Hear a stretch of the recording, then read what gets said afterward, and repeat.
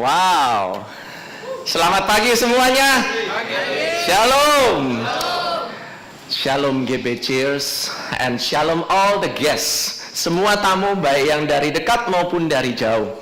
Saya secara pribadi saya ingin menyambut beberapa tamu yang ada di tempat ini.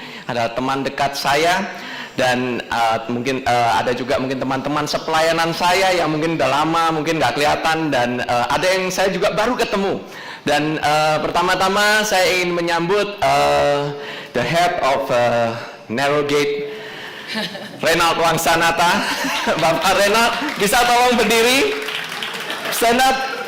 Yes, this is a young man from Young Professionals Gathering. Luar biasa sekali. Thank you for coming and for all the people yang udah datang dan diundang bersama-sama. Dan kemudian saya ingin menyambut juga Bapak Tri Antoro dari Mitra Desa. Silakan berdiri, Bapak Tri Antoro. Beliau adalah teman misi saya di Sumedang. I know that Sumedang will be covered by the glory of the Lord. Amin. Ini luar biasa sekali. Ini saya diberkati sekali dengan teman-teman yang dadakan datangnya begitu. Kemudian saya juga ingin menyambut teman-teman dari Ambon, GBC Ambon. Yes, bisa tolong berdiri. Ini Pastor Yal dan Pastor Ishak bersama istri dan anaknya. Terima kasih untuk datang jauh-jauh, dan saya tahu mereka harus meninggalkan gerejanya dan gerejanya harus ditutup minggu ini karena harus datang ke Jakarta untuk ditahbiskan, oke? Dan ini saya sangat sekali merasa dihargai, sangat sekali honored, karena benar-benar tamu yang dari jauh sekali ini mau datang gitu ya. Istilahnya Pastor Yal saya kenal udah cukup lama. Kami bersama-sama going through the journey of grace. Perjalanan kasih karunia ini dengan luar biasa, dan sekarang gerejanya bertambah, dan di sana kita mempunyai saudara yang langsung ketemu, langsung gede, GBC Ambon. Alright. Dan kemudian saya ingin menyambut our honored guest dari Sinode Sungai Yordan, Gereja Sungai Yordan. Saya menyambut Pastor Paul Halim, Ketua dari Sinode Gereja Sungai Yordan, bersama dengan General Secretary Pak Andreas, ya, dan staf Bapak Yung Yung. Terima kasih sudah mendatang tempat ini untuk bisa mentabiskan gereja kami di tempat ini. Kami sungguh very privileged and very honored.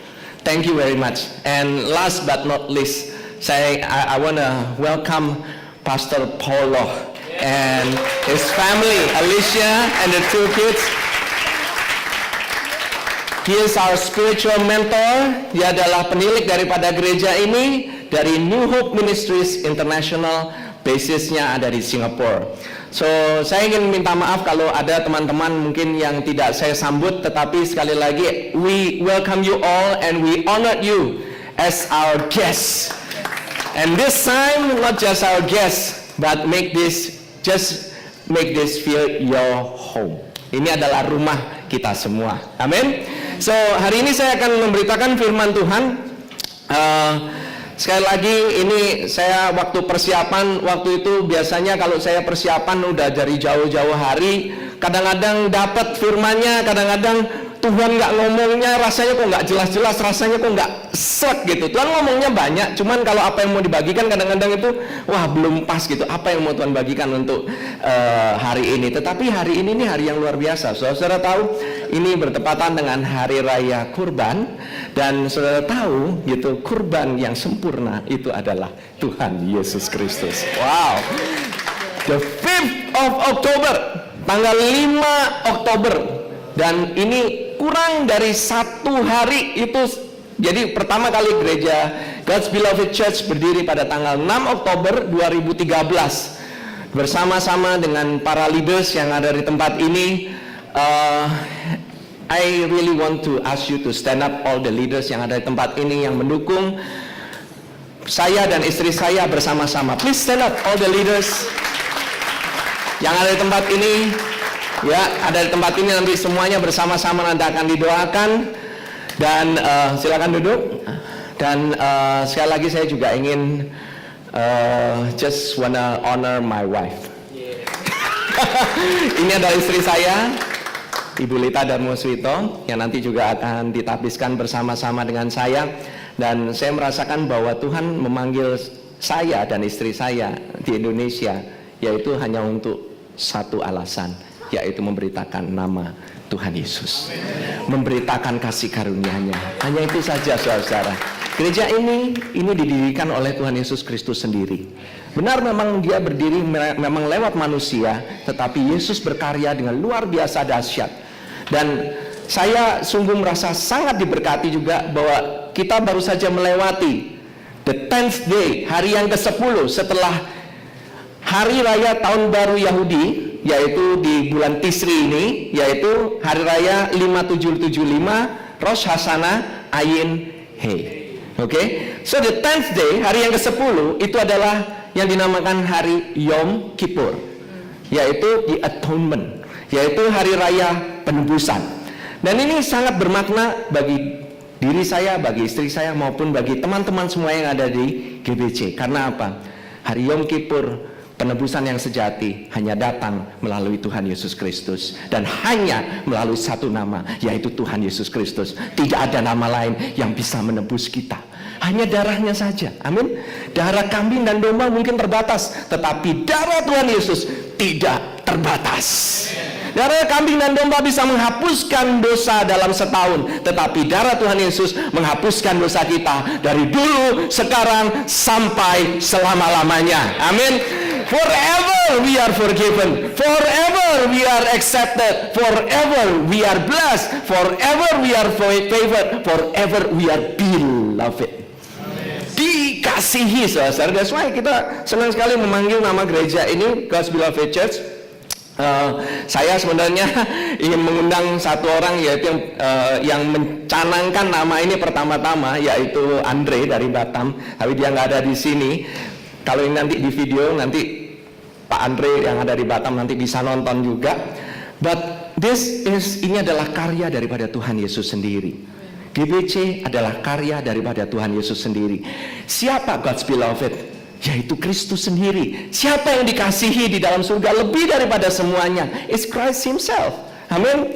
Dan di matanya, bahkan kata dari kata tahun barunya kita itu ya, tahun barunya orang Yahudi itu Ayin Hei, artinya itu 5775. Ayin itu mata.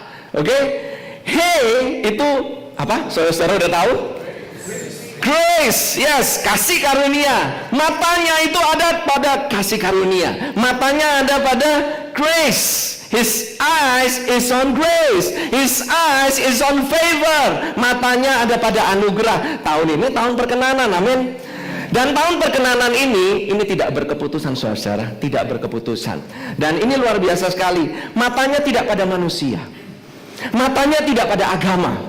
Matanya itu pada kasih karunia. Siapakah kasih karunia itu? Saya nggak berkata apakah, tetapi siapa kasih karunia itu sendiri, yaitu sebutkan namanya dengan keras. Sebutkan namanya dengan keras. Siapa namanya itu? Yesus. He is the grace. That's why our eyes, mata kita juga pada kasih karunia itu. Kenapa nanti saya akan jelaskan, saudara-saudara.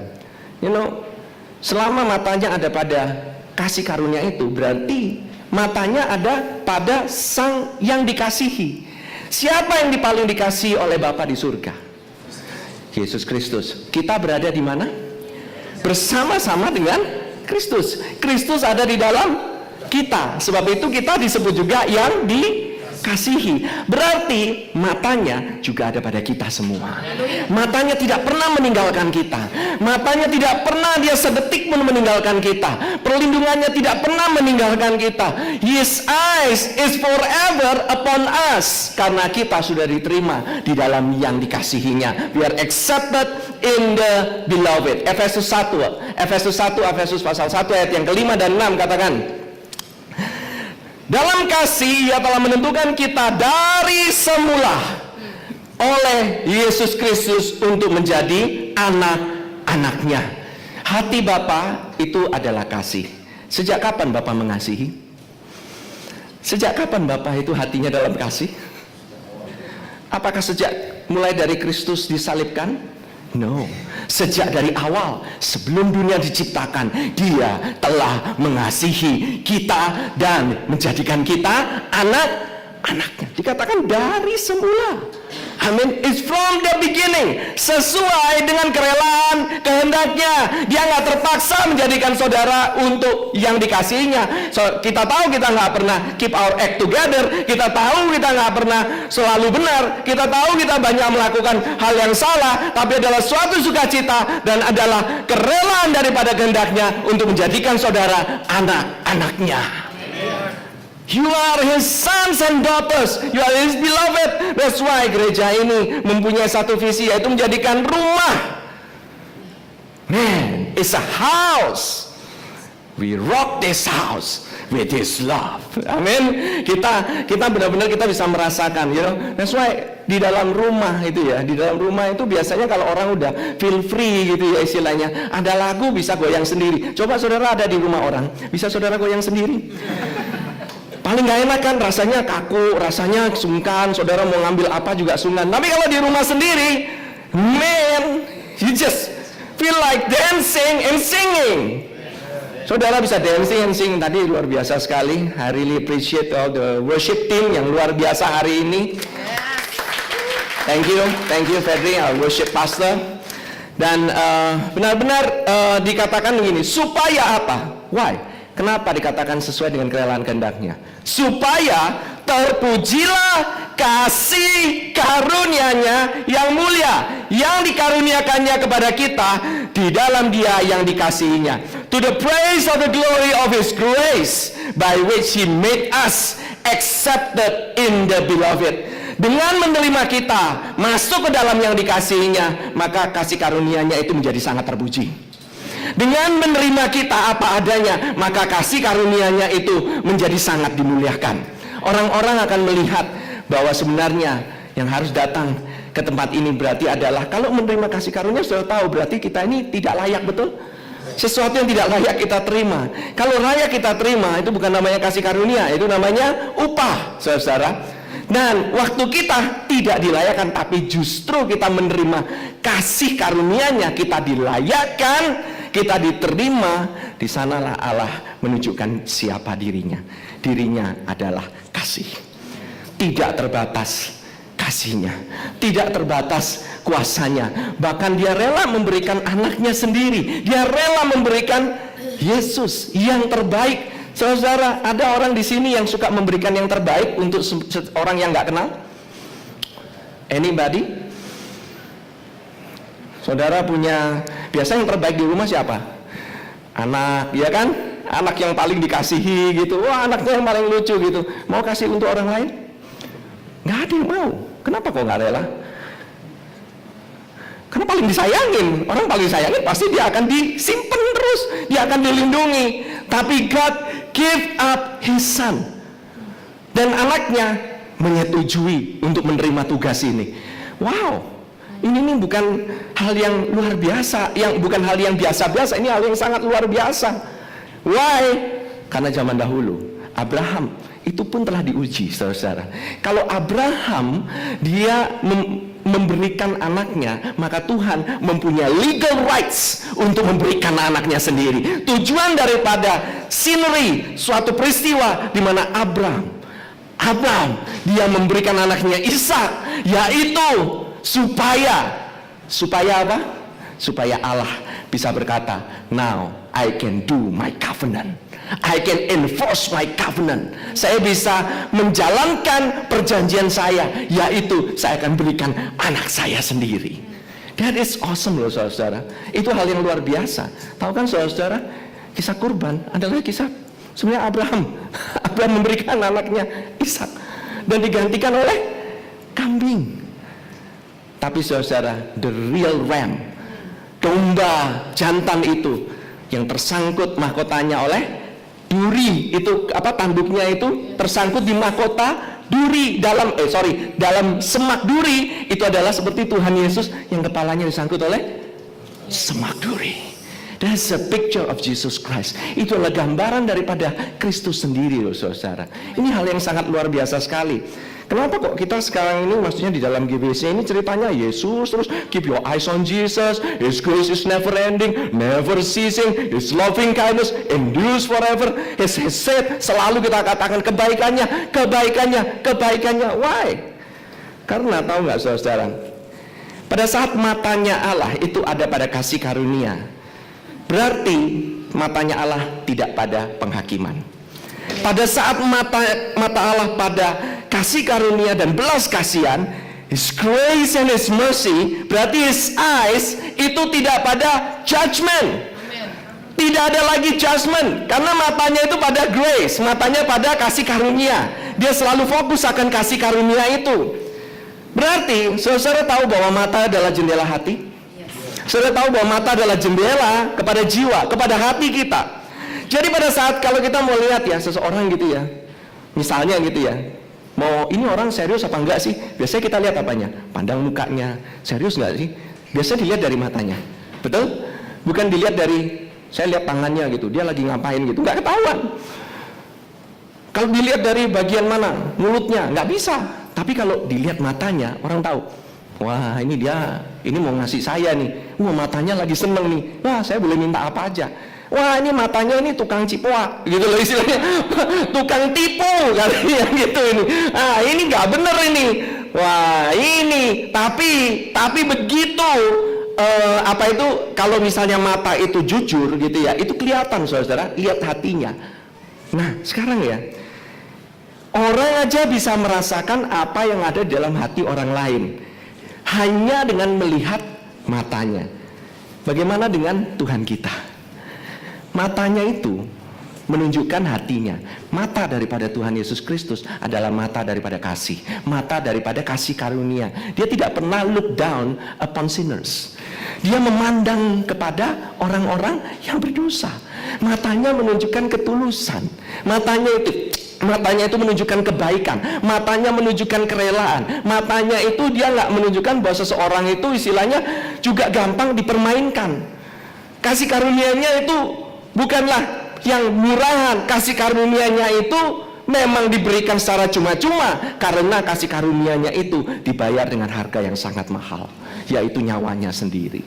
Dia mau dari awal, dia udah ingin memberikan nyawanya. Amin. Nah saudara, kenapa kok saya bilang dia itu rela?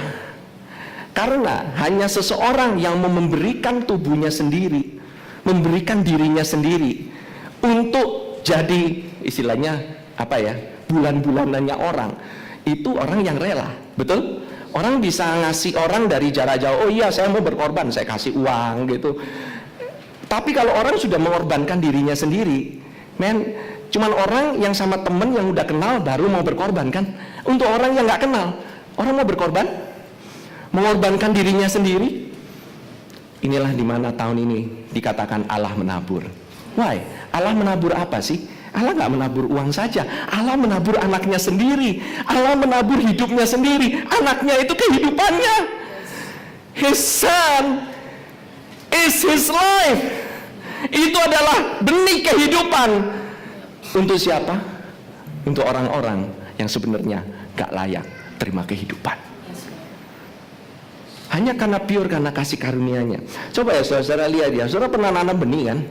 Pernah bertani, atau mungkin pernah dulu zamannya SD itu ada yang namanya percobaan, nanam kedelai lah gitu ya, nanam kacang hijau lah gitu, taruh di kapas, kemudian numbuh gitu kan, dari jadi apa ya, jadi pohon toge gitu kan. Nah saudara-saudara tahu, kalau saudara nanam benih kacang hijau, keluarnya apa? Kacang hijau. Saudara nanam benihnya jagung, keluarnya jagung. Pernah saudara nanam benih jagung keluarnya kacang hijau? Itu aneh tapi nyata. Nggak mungkin, oke? Nah, ini juga dikatakan demikian. 1 Korintus 15 ayat 37 sampai 40. Coba kita baca bersama-sama. Dan yang kau taburkan bukanlah tubuh tanaman yang akan tumbuh, tetapi biji yang tidak berkulit, umpamanya biji gandum atau biji lain. Tetapi Allah memberikan kepadanya suatu tubuh seperti yang dikehendakinya. Ia memberikan kepada tiap-tiap biji tubuhnya sendiri. Bukan semua daging sama, Daging manusia lain daripada daging binatang, lain daripada daging burung, lain daripada daging ikan. Ada tubuh surgawi dan ada tubuh duniawi. Tetapi kemuliaan tubuh surgawi lain daripada kemuliaan tubuh duniawi. Ini Allah ngomongin siapa sih? Dia ini ngomongin manusia. Manusia itu pada dasarnya itu tuh kalau mereka di dalam tubuhnya sendiri itu dia itu mati. Kalau misalnya tanaman ya, tanaman itu kan harus jatuh ke tanah dulu. Kemudian tanaman itu harus mati kan, biji itu kan ditanam, dikubur di bawah, baru bisa jadi tanaman. Kecuali akar rambat gitu loh istilahnya, yang di atas nanti keluar sendiri gitu. Tapi basically biji itu sudah nggak kelihatan lagi, betul? Apakah biji masih tetap seperti biji? Enggak, biji itu berubah. Biji itu menjadi sesuatu yang baru. Tetapi biji itu tidak akan menjadi sesuatu yang baru apabila biji itu tidak ditanam. Atau dalam kata lain, biji itu tidak mati. Kalau biji tidak mati, nggak ada satupun kehidupan. That's why Tuhan harus menaburkan. Tapi kalau yang alamiah, yang ditaburkan, ya keluarnya alamiah. Tapi kalau yang ditaburkan roh, yang ditaburkan dari surga, maka buahnya juga dari surga. Amin. Ini yang dikatakan saudara-saudara. Dan soalnya ini ada sesuatu hal yang luar biasa. Coba kita lanjutkan ke ayat yang ke-44. Nah, coba kita baca ya bersama-sama. Ini mungkin ayat yang sering dikatakan di dalam penguburan, bahwa kita dibangkitkan suatu saat dan kita menerima tubuh kemuliaan. Tetapi ini bukan hanya itu, lebih daripada itu dikatakan yang ditaburkan adalah tubuh alamiah. Yang dibangkitkan adalah tubuh apa? Rohani, ya kan? Ini kan sesuatu hal yang sangat tidak mungkin. Harusnya kalau dibangkitkan ya tubuhnya juga alamiah juga dong. Tapi ini enggak. Yang dibangkitkan adalah tubuh rohani. Jika ada tubuh alamiah, maka ada pula tubuh rohaniah, seperti ada tertulis manusia pertama. Nah, ini dia konteksnya. Saudara, kita belajar dari konteksnya. Ini konteks mengenai apa sih? Manusia pertama, Adam, menjadi makhluk yang hidup. Tetapi Adam yang akhir menjadi roh yang menghidupkan. Siapa Adam yang terakhir itu? Siapa Adam yang terakhir itu? Yesus. Saudara, thank God nggak ada lagi Adam yang lain. We are not in the race of Adam. We are in the race of Christ, of Jesus Christ. Dia adalah manusia pertama yang baru. Dia adalah manusia yang rohani. Kalau dia udah jadi yang paling sulung, dan saudara-saudara yang menerima dia dijadikan anaknya, diterima, kemudian dijadikan sama seperti dia, berarti saudara juga sama dengan Yesus. Saudara, dalam kehidupan saudara, dalam diri saudara, ini ada satu benih yang luar biasa. Ada suatu biji yang saudara nggak tahu. Kalau saudara nggak let it out, ini biji akan diam di dalam. Tapi kalau saudara mengenal siapa biji itu sebenarnya, siapa yang sudah ditanamkan di dalam kita sebenarnya, itu adalah biji yang luar biasa. Itu adalah benih sulung. Itu adalah benih yang kuasanya dahsyat setengah mati, saudara-saudara, dan sanggup membangkitkan orang mati. Karena kuasa yang sama yang diberikan, yang membangkitkan Yesus, itu juga kuasa yang sama yang diberikan kepada kita semua. Bukan hanya membangkitkan orang mati, apapun yang mati dalam kehidupanmu, apapun yang mati dalam areamu, hidup saudara-saudara. Basically karena kematian adalah the death is the absence of life. Gak ada lagi namanya kehidupan. Tuhan Yesus datang gak membuat orang jahat jadi orang baik. Dia datang membuat orang mati menjadi hidup kembali, saudara. He raised people up. Dia itu membangkitkan orang yang mati. Di seluruh dunia ini kita bangkitin orang mati. Saudara yang menerima Tuhan Yesus Kristus, itu saudara dibangkitkan dari kematian, saudara-saudara. So, saya baru saja Tuhan bilang gini, saya baru caught something. You know, saya sering ngomong, iya sih, saya nggak pernah bangkitin orang mati sih. Saya mujizatnya cuma dikit-dikit, sembuhin pilek, batuk, kadas, kura, panu gitu. Nah, itu bisa sembuh. Jerawat bisa sembuh. Orang mati entar dulu. Kanker berat.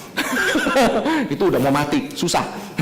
Tapi saudara, dia membangkitkan orang mati, pertama itu rohnya dulu.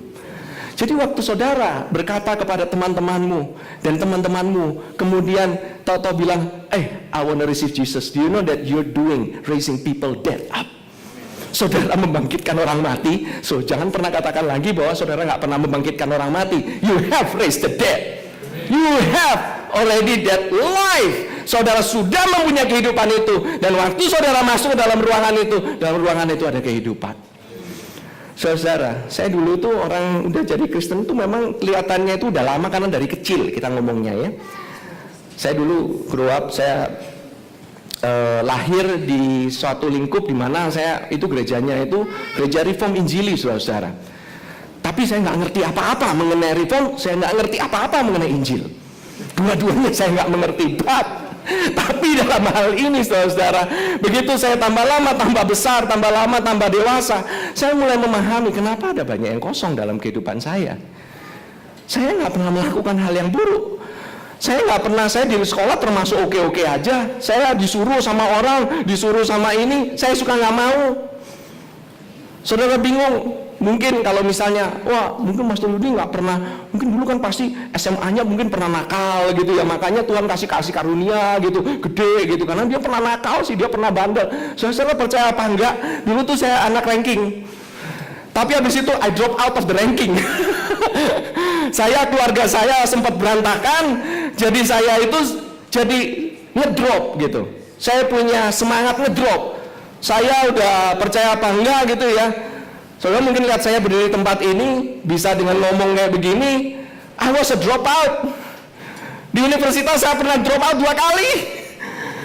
It's like, what qualify you untuk menerima berkat yang luar biasa? Anak drop out. Kemudian saya drop outnya itu just karena nggak mau sekolah aja gitu, pingin keluar aja gitu, kayaknya males banget sekolah gitu. Saya pelayanan lagi, tapi juga drop out. I mean like udah kontras banget gitu, udah nggak mungkin. Istilahnya kalau dilihat ini mah udah bukan jadi batu sandungannya pun tersandung kali gitu. This is really mess up life yang saya punya gitu ya, istilahnya really mess up inside, dalam pikiran saya merasa messy, saya merasa gak ada gunanya, saya merasa ngapain lah, saya gak ada gairah untuk ini gitu. Pelayanan ya emang mesti pelayanan lah gitu loh, kan orang Kristen masa gak pelayanan. Gitu. Saya stay di gereja just because saya mau save my face, saya gak mau malu. Sebagai orang Kristen masa gak nongol di gereja. Me and my wife. Dan saya mau ceritakan sedikit ya about my wife ya. Saya ceritakan singkat aja gitu ya. This is not embarrassing. Tetapi ini adalah suatu sejarah yang luar biasa. Why?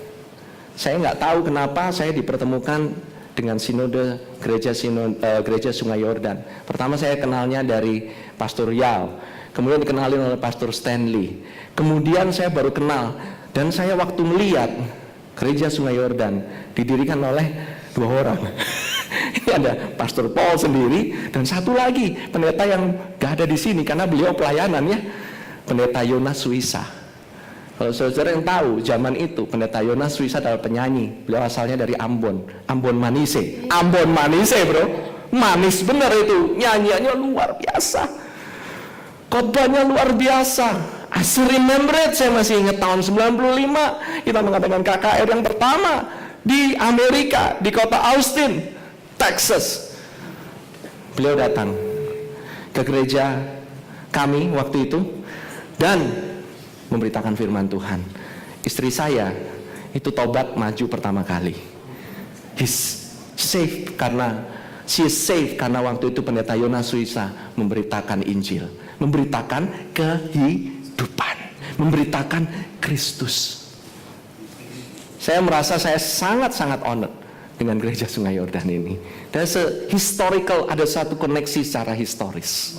Dan benar-benar ini suatu hal yang luar biasa loh teman-teman. Karena dari sana gereja itu bertumbuh. Dan semuanya akhirnya, memang gereja itu akhirnya menjadi besar.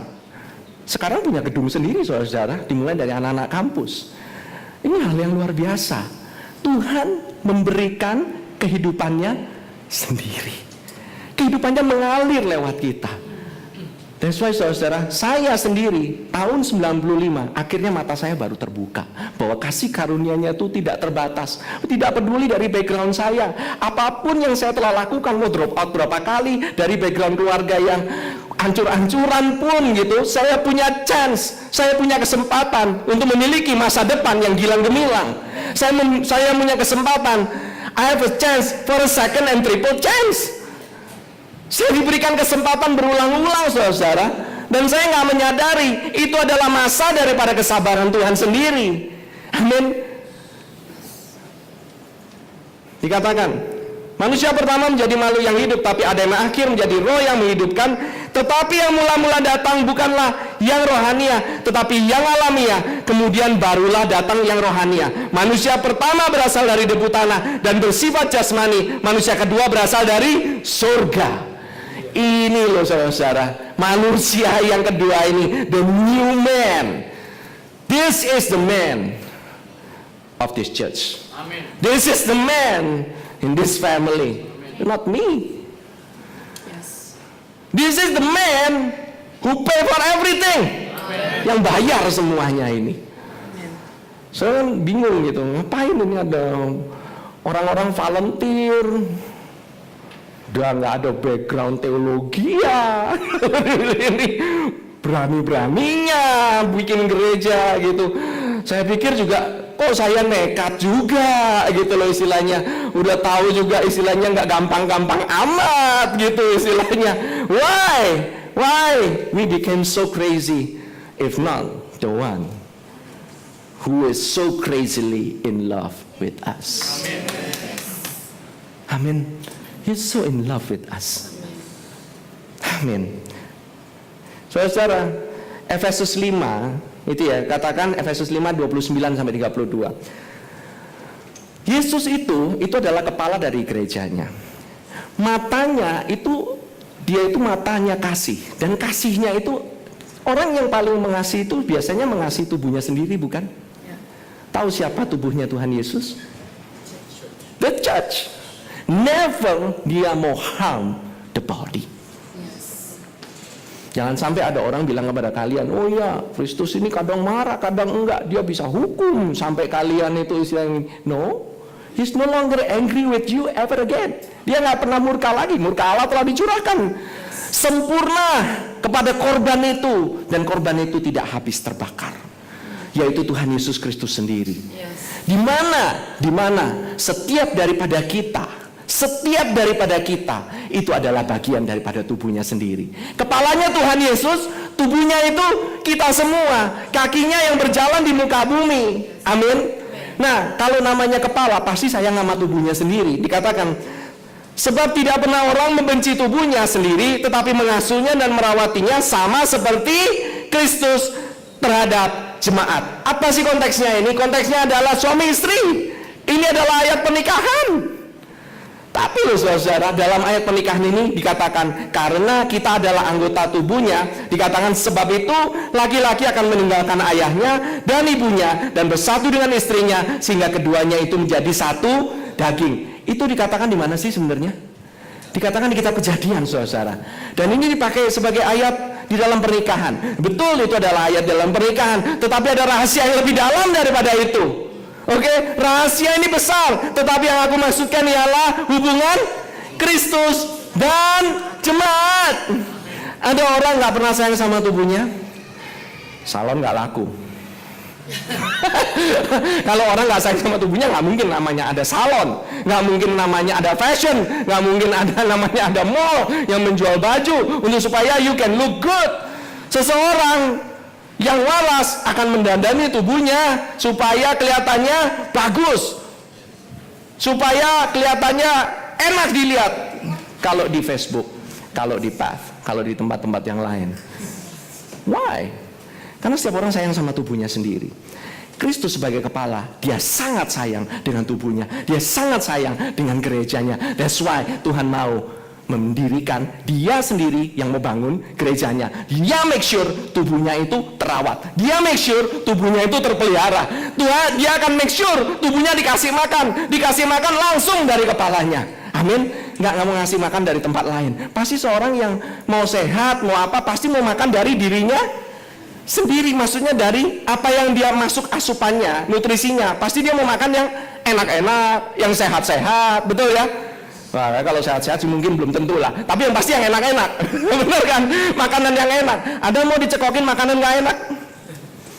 Life is too short to have a bad rice pork. Life is too short to have a bad coffee. Kalau saya suka kopi. Oke.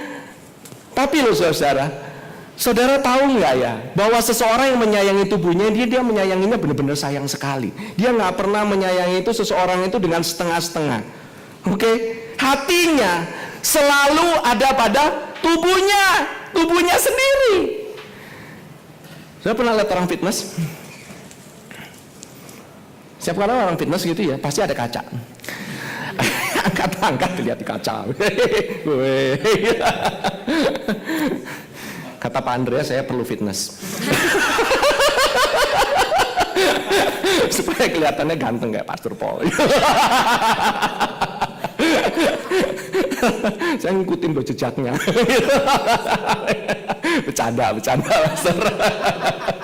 Aduh, ini luar biasa sekali. Kita ini fellowship itu benar-benar bisa terus-terusan, bisa nggak kelar-kelar loh saudara. Tapi ya saudara, kepala itu nggak pernah lepas dari tubuh. Pernah kepala lepas dari tubuh? Man, you'll be so scared. Artinya kepala nggak pernah lepas. The church, tubuhnya harus realize, harus menyadari betapa kepalanya itu begitu sayang sama tubuhnya sendiri. Gereja harus menyadari betapa tubuhnya itu begitu mau dirawat. Mau sakit, mau apa, nggak langsung, oh sakit ya cut off. Enggak. Sakit, wah potong cabangnya, masukkan, buang ke neraka. Enggak saudara. Don't ever believe that. That's a lie. Amin. Saudara, biarlah di gereja ini kita mulai percaya dengan benar. Kalau kepalanya percayanya dengan benar, maka tubuhnya pun akan berubah menjadi sehat. Start with the head. Orang diet pertama kali mikirnya dari kepala. Kepala berpikiran, saya gemuk. Lama-lama tetap aja gemuk. You know the principle of diet kan. Dia pikir kalau gemuk mesti tahan makan. Enggak, jangan makan. You know what happen? Tambah gemuk. Justru kalau orang diet mikirnya kayak orang kurus, makan terus. Seriously, saya baru ngomong sama orang dokter, istilahnya pernah ngobrol dengerin orang dokter diet nih gitu ngomong, kalau mau diet makannya kayak orang kurus, makan terus berapa jam sekali, truly, tapi makan yang sehat-sehat lah, gitu loh istilahnya. Karena apa? Mempertinggi metabolisme, maka tubuh itu nggak akan nyimpen lemak. Amin. Jadi kalau kamu mau sehat, kamu mesti terima asupan makanan terus. Asupan makanan yang sehat, makananmu Yesus, tubuhmu sehat. Kamu mau kehidupan, kamu mesti, kalau misalnya kamu lagi mengalami kematian, taburkan dalam kehidupanmu itu kehidupan. Taburkan dalam area di mana yang engkau merasa ada kematian, di situ taburkan kehidupan. Gereja ini pada hari ini akan membagikan satu seed, satu benih kepada saudara semua. Benih kebenaran yang akan memerdekakan saudara. Benih kehidupan di mana saya tahu akan menghasilkan kehidupan. Kalau kita taruh benih kebinasaan, kita taruh hal-hal yang nggak baik, pasti buahnya juga nggak baik. Tapi kalau kita taburkan Yesus, pasti buahnya baik, pokcer, bo. Pasti bagus. Amin. So that's why hari ini kita akan memberikan, jangan saudara miss ya. Kalau bisa jangan saudara miss the gift. Okay? God sows. That's why Allah menaburkan dirinya sendiri. That's why kita sebagai gerejanya, kita menabur kepada jemaat kita semua. Amin. Siapa sih sebenarnya? Di dalam kita itu ada suatu kemuliaan yang sangat besar. Kemuliaan itu ada yang namanya Tuhan Yesus. Kemuliaan itu adalah Tuhan Yesus sendiri. Dia mau let it out. Dia mau saudara mengalirkan kehidupan itu keluar. Dan kemuliaan itu paling enak itu kalau dirasakan sama-sama. Nggak dirasakan cuma segelintir orang. Dirasakan bersama-sama, terutama sama, kalau namanya kemuliaan itu dibagi sama rata. Ya, bukan hanya kemuliaan bagi raja, kemuliaan bagi rata juga. Nah ini saudara, kemuliaan ini dia mau bagikan dengan keluarganya sendiri. Tuhan Yesus itu ingin bikin keluarga yang besar. Ini yang namanya keluarga itu ada di dalam rumah, bukan? Saudara tahu nggak tulisan bet? Nah ini kita belajar Hebrew ya. Saya tutup dengan ini.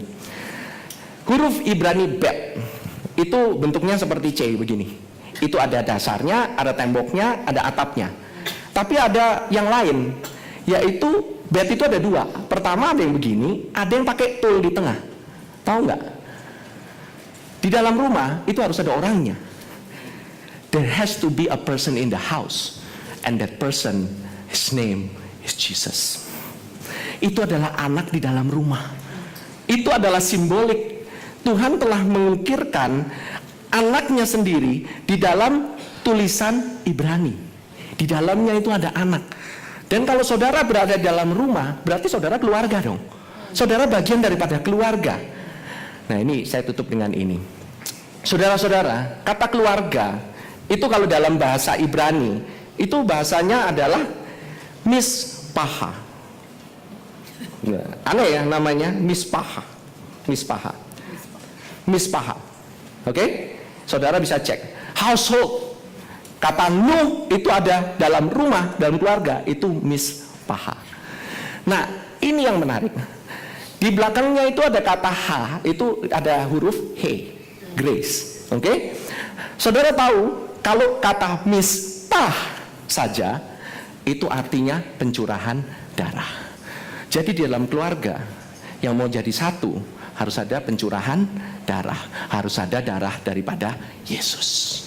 This is a great revelation yang Tuhan berikan yang luar biasa. Saya lagi ngeliat begitu, wow, man, there has to be a grace in the family. Mispah, He ada di belakang. Mispah is a bloodshed, darah yang tercurah. Kata lainnya adalah join. Tapi kalau saudara-saudara hanya tergabung, because family is a person of the same kind, ya kan? Kalau cuma keluarga biasa terhubung dengan darah, saudara bisa berantem loh dalam keluarga. Saudara bisa nggak ada hubungan, bisa marah-marahan, bisa iri-irian, bisa mau bunuh-bunuhan dalam keluarga. But when Jesus, His blood shed for you, His finished work, pekerjaan yang telah selesai, mispah, darah dicurahkan, maka menjadi keluarga yang utuh. Mispah, the family. GBC adalah keluarga. Mispah, amin. Rumah di mana anak-anak daripada Bapa saya, the sons of God, bisa mengalami kasih, bisa mengalami kebebasan, bisa mengalami damai sejahtera sebagai satu keluarga di dalam Kristus. Amin. Saudara, sebentar lagi akan ditayangkan our journey, our video. Good? Okay? We're gonna see it together. Okay.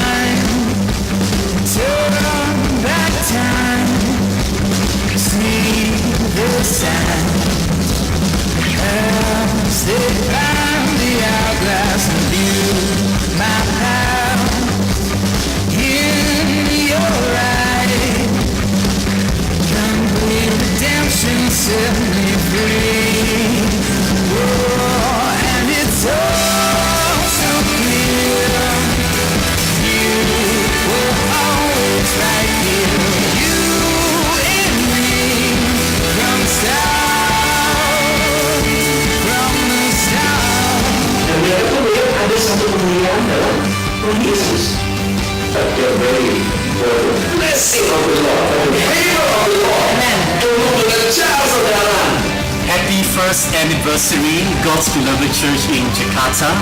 I send greetings from New Creation Church. I know Pastor Yudi and Lita, they have been so impacted by the message of grace. I know that they are amazing people who are preaching the gospel. God has great plans for you, every single one of you. This is only the beginning. Greater days are ahead. I know that Indonesia is blessed for such a time as this, and you are part of the reason why Indonesia is blessed. For you carry the gospel, you carry the love of God, and God is going to use you to touch many, many lives.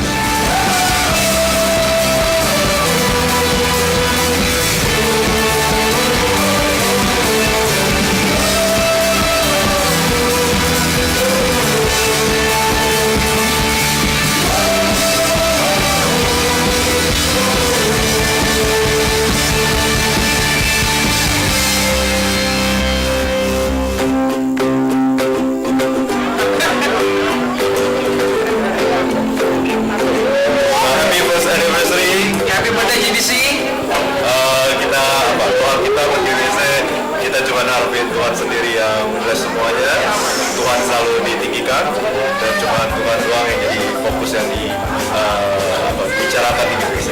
Kalau dari gua, semoga GBC itu kita bisa lebih lagi enjoy God, enjoy His blessings and His goodness, dan kita bisa lebih effort lagi pada Oke. Hi, happy birthday, GBZ. I'm very blessed to be in this home, and we believe that God protect this church, and then it will become a big church in Indonesia. Happy anniversary, God's beloved church. Terus menjadi berkat buat Jakarta khususnya dan Indonesia pada umumnya. Terus katakan this good news to all people. Hi, God's beloved church, happy first anniversary. Di sini saya ingin pray biar God's beloved church always full of God's abundant grace dan overflow with His amazing grace and keep spreading the good news. Happy birthday! Selamat ulang tahun yang pertama buat GBC. You are awesome, you are blessed and highly favored. Semakin cerita lanjut. Udah, that's it. Dismiss.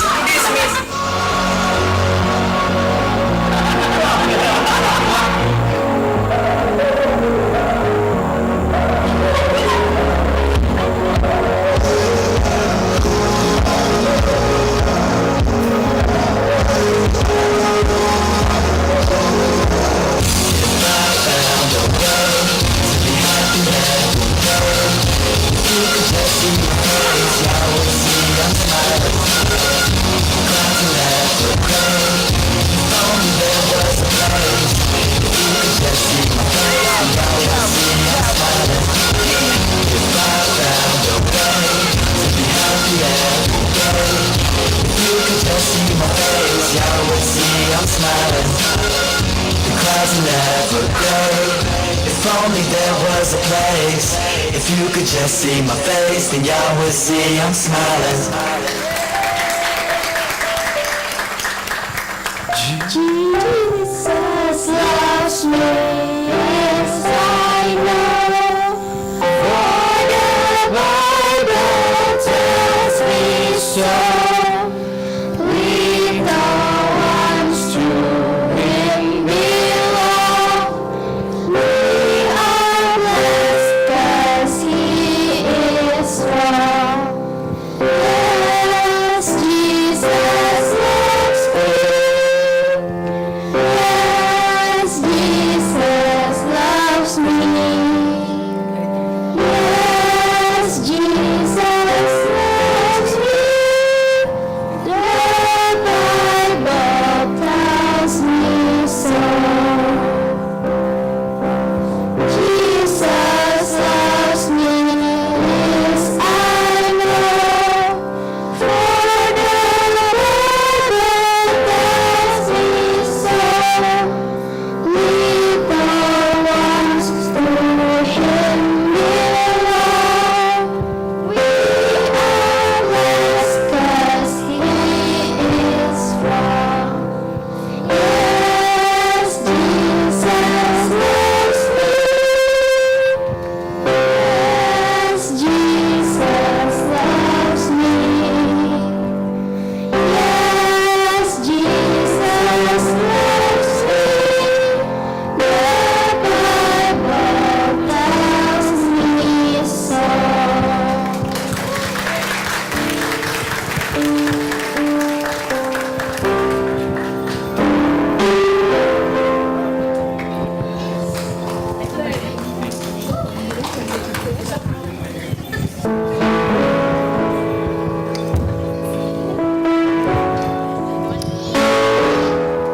Ya, saya ingin mengundang untuk setiap para leaders dari GBC untuk bisa maju ke depan.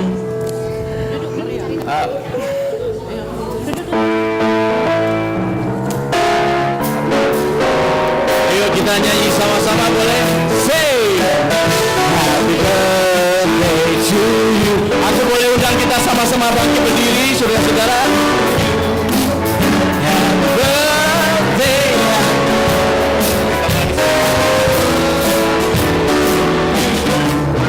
Happy birthday to you.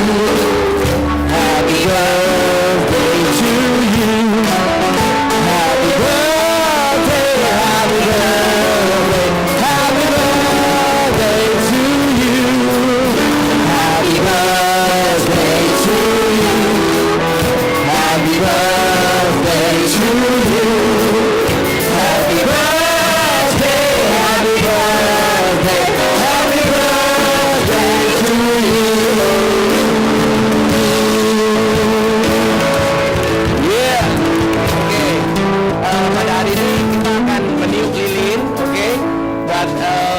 Mungkin niup lilinnya satu orang aja ya. Agak repot soalnya. Kalau semuanya kemari nanti nggak ada yang mau makan kuenya. Oke, bukan blur. Everyone yang ada di sini, kita mewakili saudara-saudara, karena nggak mungkin saudara-saudara maju semua untuk tiup lilinnya juga. Saya akan mewakili saudara-saudara, oke, untuk tiup lilinnya, oke?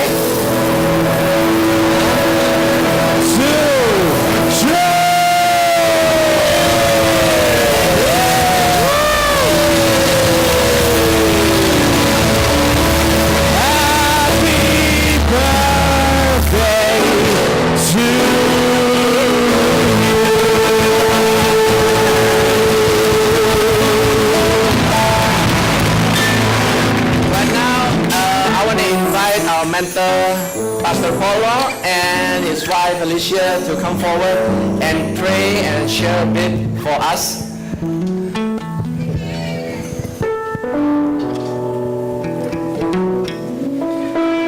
Thank you. Terima kasih saudara. You can sit down. Saudara boleh duduk sebentar.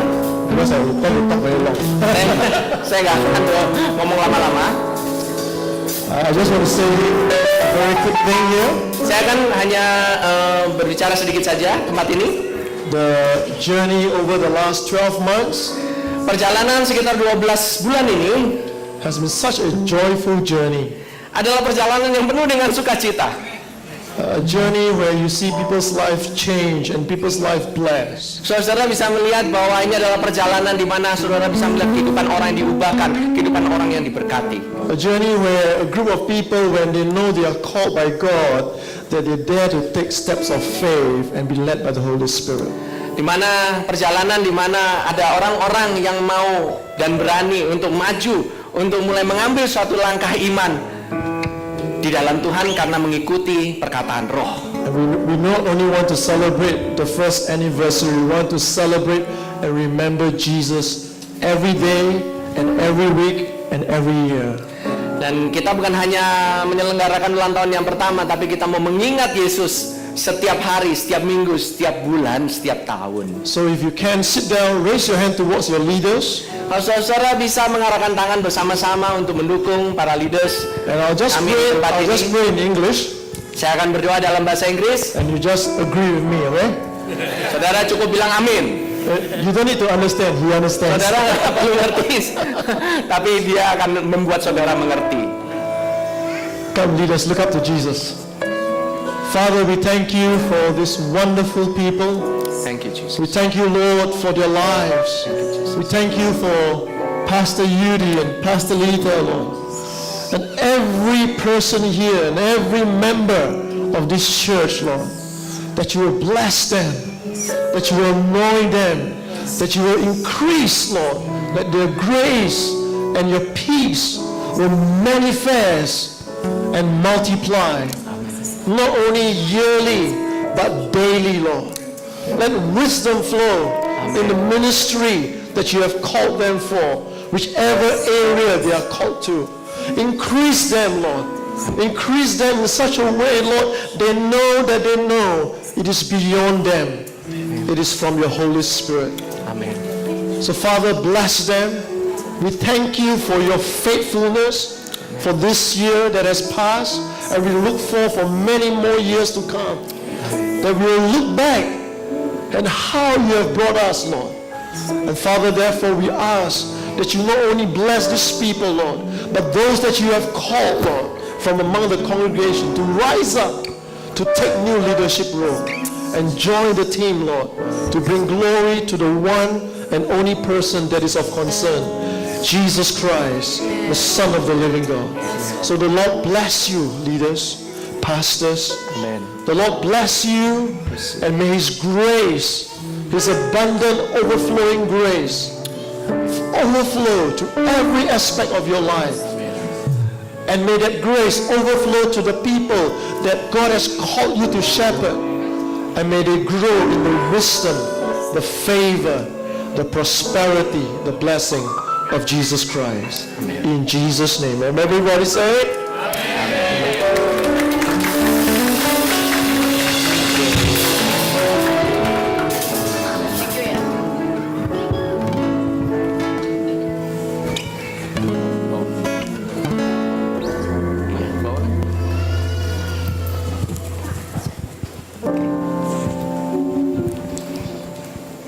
Thank you.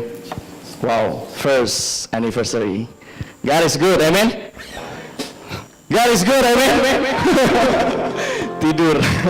Ya, sekarang kita akan memasuki sesi pentabisan oleh Ketua Sinode Gereja Sungai Yordan, senior pastor kita, Pastor Yudi dan Pastor Lita akan ditabiskan, dan juga Pastor Yao dan Pastor Ishak.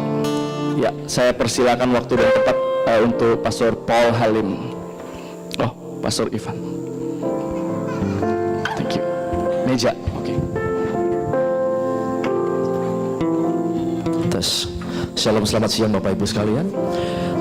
Hari ini hari yang berbahagia. Pastor Yudi, Pastor Ishak dari Ambon dan Jakarta akan menjadi salah satu member dari Sinode Gereja Sungai Yordan dengan kantor pusat kami berada di Pasar Baru, Jakarta Pusat. Itu sebabnya sebelum dipubliskan kami akan membacakan surat keputusan Sinode Gereja Sungai Yordan dengan Bahkan Hukum Gereja SK Dirjen Bimas Kristen Protestan Departemen Agama RI nomor DC 3 /HK 005 /129 /4982 /2002 dengan Sekretariat Jalan Pasar Baru Selatan nomor 25 Jakarta Pusat 10710. Surat keputusan nomor 0358-SGSY-8/14 tentang keputusan pentabisan gereja dan pengangkatan pejabat Gereja Sungai Yordan Jemaat God's Beloved Church Sinode Gereja Sungai Yordan menimbang 1. Permohonan pengesahan dan peneguhan Jemaat God's Beloved Church. 2. Permohonan pengangkatan dan pentahbisan Yudi Setiawan Gumanti sebagai pendeta penuh dan gembala Jemaat God's Beloved Church. Mengingat anggaran dasar dan anggaran rumah tangga Sinode Gereja Sungai Yordan memutuskan 1. Mentahbiskan Gereja Sungai Yordan Jemaat God's Beloved Church sebagai anggota penuh dalam lingkup Sinode Gereja Sungai Yordan. 2. Mentahbiskan dan menetapkan nama Yudi Setiawan Gumanti, tempat tanggal lahir Surabaya 23 Oktober 1972 sebagai pendeta penuh dan gembala sidang di Gereja Sungai Yordan Jemaat God's Beloved Church. Demikianlah surat keputusan ini dibuat sebenar-benarnya, dan apabila di kemudian hari ada kekeliruan maka dilakukan perbaikan seperlunya. Ditetapkan di Jakarta 5 Oktober 2014. Ketua Sinode Pendeta Dr. Paul S. Halim, Sekretaris Umum Andreas Hartono, SE STH MPDK. Yang kedua, surat keputusan nomor 0364-SGSY-9/14 tentang keputusan pengangkatan pejabat Gereja Sungai Yordan Jemaat God's Beloved Church Sinode Gereja Sungai Yordan memutuskan nama Lita Darmo Suwito, tempat tanggal lahir Jakarta 5 Maret 73 sebagai pendeta muda di Gereja Sungai Yordan Jemaat God's Beloved Church. Yang kedua, kami akan bacakan surat keputusan untuk GBC Kota Ambon. Maka surat keputusan ini bernomor 0365-SGSY-10/14 menimbang permohonan pengesahan dan peneguhan Jemaat God's Beloved Church. 2. Permohonan pengangkatan dan pendahbisan Ishak Abednego STH sebagai pendeta penuh dan gembala Jemaat God's Beloved Church Ambon.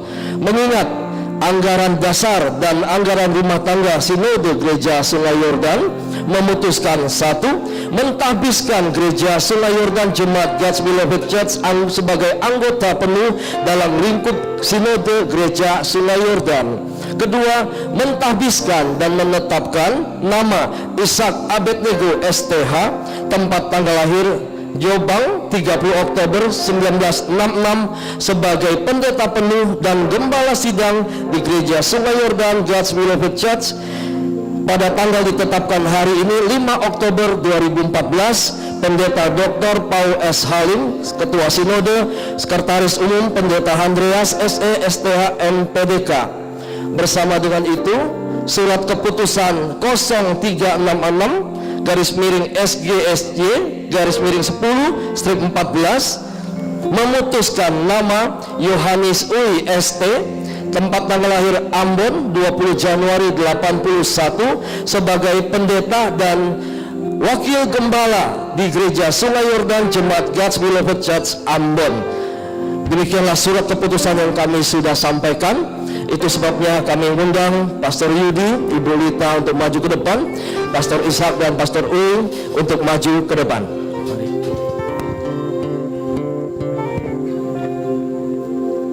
Mungkin untuk lebih baik pakai bangku aja 4 di depan ya. Angkat dulu. Bangkunya madep ke jemaat saja.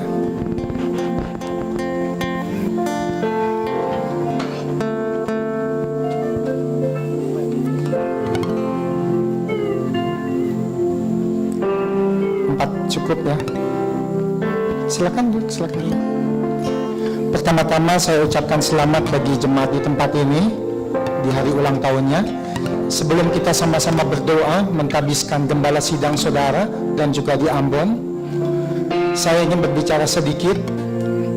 Seharusnya gereja tidak boleh lagi ada pertikaian. Anda setuju? 30 tahun tanpa terasa saya sudah melayani Tuhan, dan capek kalau dengar gereja ribut. Diawali dengan sesuatu yang amat sangat manis, tapi kerap kali diakhiri dengan sesuatu yang sangat ironis. Itu sebabnya saya perlu mengatakan ini, bahwa sebenarnya gereja tidak perlu ada pertikaian lagi. Kenapa? Karena 6 hari Tuhan sudah kasih kita waktu untuk bekerja. 6 hari kan capek loh kerja ya saudara. Dagang itu capek nggak? Karena nggak kasih saya marmernya, jadi kamu capek. Kalau marmer kamu kasih saya nggak capek ya. Masih ada beberapa tangga yang belum dibuat. Saudara, 6 hari bekerja itu capek saudara. Jadi hari yang ke-7 atau hari yang pertama, yaitu hari Minggu, itu Tuhan kasih kita untuk beribadah. Jadi makna gereja di sini bukan untuk meminta. Banyak orang datang ke gereja itu untuk minta. Anda salah kaprah. 6 hari Anda sudah dikasih Tuhan, dikasih rejeki, dikasih kemampuan untuk mendapatkan uang dan macam-macam. 6 hari cukup Tuhan telah bekerja untuk kita semua. Amin. Dan 1 hari itu Tuhan kasih buat kita untuk beribadah dan untuk bersyukur. Jadi makna gereja adalah di mana kita 1 minggu sekali itu untuk memberi, bukan untuk meminta, apalagi menuntut. Amin. Jadi kalau kita datang ke gereja, kita hilangkan paradigma yang lama. Saya datang ke gereja karena saya ingin memberikan sesuatu. Amin. Salah satu perkembangan gereja, supaya gereja ini bisa cepat berkembang, sangat sederhana. Seperti tadi khotbah Pastor Yudi, yaitu cinta, kasih. Sayangilah gerejamu. Kalau Anda sayang gereja, tentu Anda nggak menuntut apa-apa dari gereja. Anda hanya memberi dan memberi kepada gereja. Lalu yang kedua apa? Sayangilah semua para staf, semua tim pengembalaan, dari gembala sidang, pastor dalam bidang musik, dan semua yang melayani Tuhan, Anda harus sayangi. Peribahasa Belanda yang diambil dari Emmy Carmichael pernah berkata begini: Je kan geven zonder lief te hebben, maar je kan niemand lief te hebben zonder te geven. Yang artinya begini, saudara bisa saja mencintai tanpa memberi. Saudara bisa saja mencintai, saudara bisa saja memberi tanpa mencintai, tetapi Anda tidak bisa mencintai tanpa memberi. Je kan geven zonder lief te hebben, maar je kan niemand lief te hebben zonder te geven. Kalau Anda betul-betul mencintai gereja di tempat ini, tidak mungkin Anda menuntut sesuatu. Tapi Anda datang ke tempat ini karena saya datang, ada apa yang harus saya bantu, ada apa yang saya bisa berbuat supaya gereja di tempat ini bisa lebih maju. Ada amin saudara. Saudara, saya tidak bicara panjang-panjang karena nanti Anda akan bosan dengan saya, dan saya nggak lebih gila dari dia. mungkin saya lebih gila dari dia. Silakan kita bangkit berdiri semua, kecuali pastor duduk di tempat. Saudara dikasih oleh Tuhan, pada hari yang bergembira ini, saya berharap dengan lahirnya sebuah gereja di tempat ini, makin banyak orang yang makin mencintai Tuhan, makin banyak jiwa-jiwa yang bisa ditampung di tempat ini. Saudara, tinggalkan paradigma yang lama. Saudara, gereja itu tidak berbicara soal perbedaan, tapi gereja itu berbicara penjangkauan jiwa, di mana Anda harus membuktikan bahwa saya adalah milik Kristus, dan orang lain yang di dalam Kristus itu juga milik Kristus. Amin. Arahkan tangan kita semua. Jangan ada satu orang pun yang tidak berdoa. Kita berdoa bersama-sama. Kita mentabiskan baik gereja di tempat ini maupun hamba-hamba Tuhan yang akan melayani di tempat ini. Mari kita berdoa. Tuhan Yesus, hamba serahkan gereja di tempat ini menjadi rumah Tuhan, dan di mana rumah ini akan terus berkembang, di mana rumah ini akan terus menjangkau jiwa dan mengempatasikan kasih Tuhan, sehingga banyak orang bisa ditolong melalui tempat ini. Banyak orang disembuhkan, banyak orang yang luka-luka namun mereka disembuhkan oleh karena kasih sayang Tuhan. Banyak rumah tangga yang mungkin tidak baik akan menjadi baik di tempat ini. Hamba serahkan gereja ini sepenuhnya ke dalam tangan Tuhan.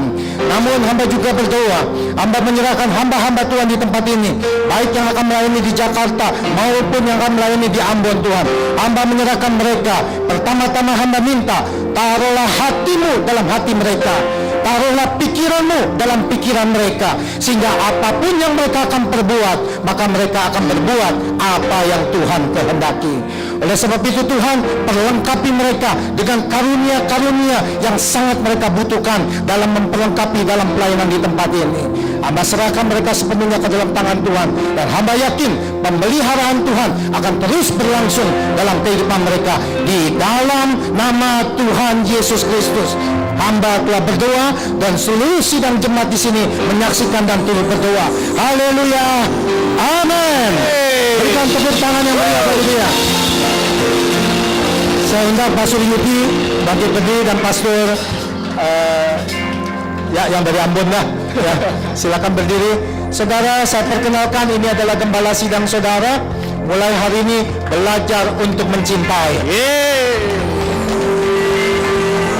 Gereja akan cepat berkembang kalau pastor Anda cintai. Gereja akan morat-marit kalau pastor Anda benciin. 30 tahun tanpa terasa saya sudah mengembalakan. Saudara, kalau dibenci rasanya enek nih hati saudara. Emangnya pendeta nggak bisa enek saudara. Jadi saya mau katakan, cintailah pastor Anda. Dan bagaimana cara Anda mencintainya? Dengan cara memberi. Mengapa? Karena tidak mungkin orang yang mencintai tanpa memberi. Dia sudah kaya, jadi berinya sama saya aja. Saudara, we just kidding ya saudara. Saya juga udah nggak kurang kaya dari dia, saya lebih kaya dari dia. Tenang aja. Ya. Tadi saya mau pakai diamond 5 karat atau 10 karat gitu supaya Anda lihat. Tapi saya takutkan mempermalukan pastor Anda. Jadi saya nggak jadi pakai gitu saudara. Ya, saya katakan sekali lagi, belajarlah mulai hari ini mencintai pastor Anda. Pastor Anda bukan orang yang sempurna. None of us. Tidak ada di antara kita yang sempurna. Tetapi di dalam ketidaksempurnaannya, dia akan menjadi sebuah pelayan yang luar biasa, karena setiap jemaat di sini mencintai dia. Terimalah hamba-hamba Tuhan di tempat ini sebagaimana Tuhan menerima saudara semua. Kembali berikan tepuk tangan bagi Tuhan kita.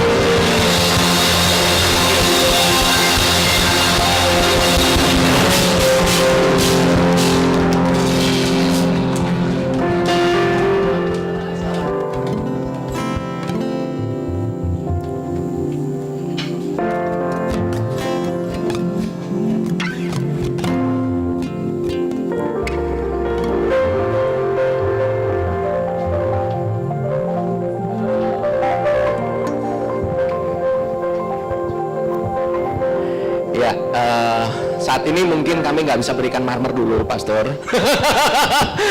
Jadi kami berikan bingkisan rasa terima kasih kami. Sudah mau menaungi gereja kami, gereja yang mungkin kelihatannya gila, gitu. Sama-sama lah. Kalau mau gila sama-sama lah. Terima kasih sekali, dan saya ingin memberikan sedikit kenang-kenangan dari gereja kami.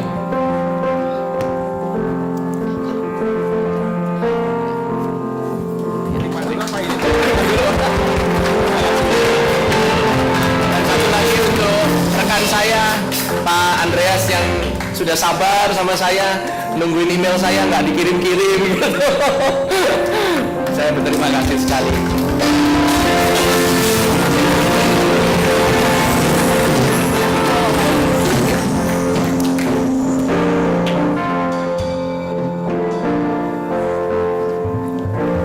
Dan yang terakhir saya ingin berikan kepada mentor saya, Pastor Tolong.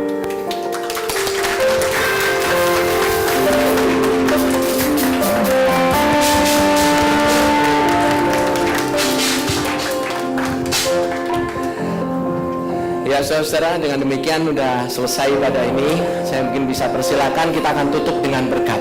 Oke? Mari saudara, kita angkat tangan kita bersama-sama. Biarlah Tuhan memberkati engkau dan melindungimu, dan Dia selalu menyinarkan wajahnya kepadamu dan memberikan kepadamu kasih karunia-Nya. Dan Dia tidak pernah memalingkan wajahnya daripadamu barang sedetik pun. Dia selalu memandang wajahmu dengan penuh kasih. Tidak ada kemarahan, tidak ada penghakiman, karena wajahnya adalah wajah anugerah yang siap memberkati saudara-saudara dan memberikan kepada saudara-saudara damai sejahteranya yang berkelimpahan. Dan biarlah jemaat yang menerima berkat ini katakan bersama-sama,